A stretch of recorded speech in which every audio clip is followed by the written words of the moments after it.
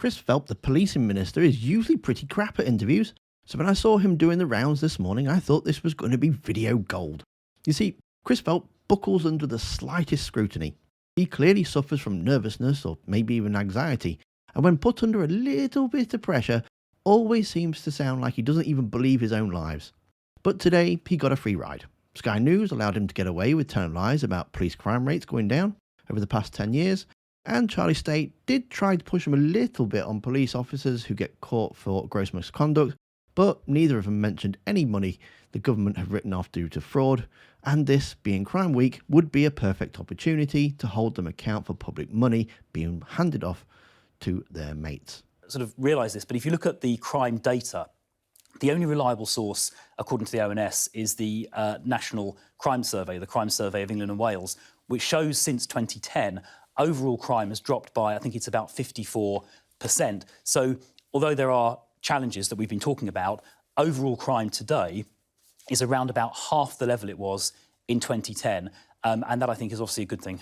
OK, I have other figures which say that over 13 years crime's gone up 25%. But so you're probably looking at police-recorded crime, which the ONS say is not the most reliable measure because the police-recorded crime depends partly on how many crimes the public choose to report, and it also depends on the police, sort of how good they are at recording.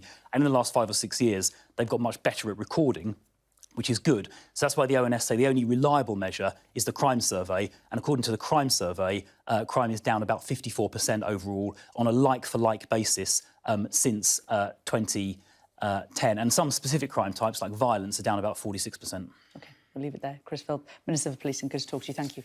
You said that this is about getting rid of officers who are guilty of gross misconduct.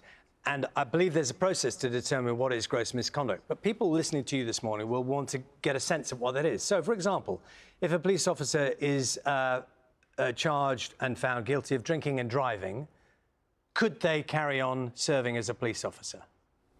Well, I think it's very difficult to... OK, so you can't answer that one. Let me give you another one. So what about someone who is guilty of harassment, for example? Yeah. Would that qualify?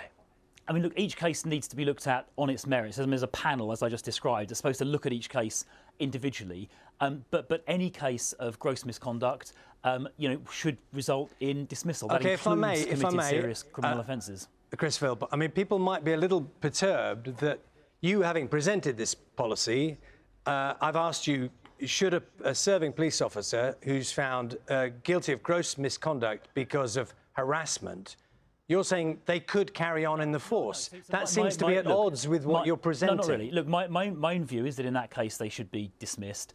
But obviously everyone deserves a hearing by a panel which contains 2 independent members to look at the facts of the case individually. But as a matter of general principle, that is the kind of thing I would expect to lead to dismissal. I do have a more entertaining video of Chris Philp being completely used in an interview, so I recommend you watch that one next and put the world back into balance. Video is on screen now. Don't forget to hit that like button. Thanks for watching, and I'll see you next time.